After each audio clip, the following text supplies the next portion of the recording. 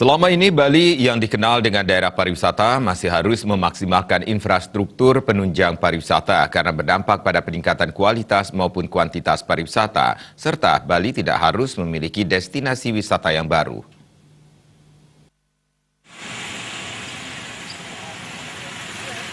Menurut pengamat sosial, Made Priyadarsana, selama puluhan tahun infrastruktur penunjang maupun hasil dari pariwisata cenderung berada di wilayah Bali Selatan.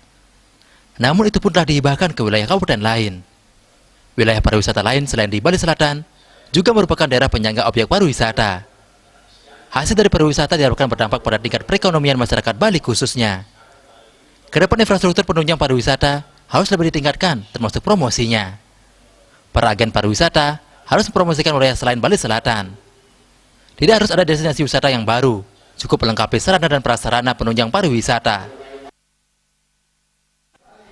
Nah, kalau melihat dari hasil pariwisata selama ini ya, selama puluhan tahun juga di Bali, kemudian peningkatan kualitas infrastruktur yang ada di Bali sekarang ini kan lebih cenderung bahwa pembangunan fasilitas pariwisata ada di Bali Selatan, ya, ada Badung, Tabanan, Gianyar, dan Denpasar, sehingga tidak masuk kepada bagaimana membangun seluruh infrastruktur dan fasilitas pariwisata di seluruh Bali.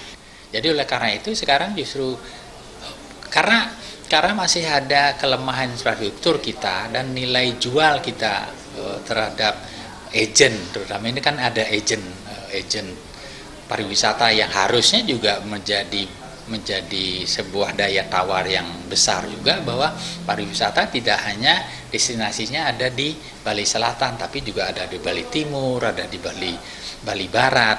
Nah, fasilitas-fasilitas ini yang harusnya juga tidak saja dilakukan destinasi baru, saya kira cuma pembenahan,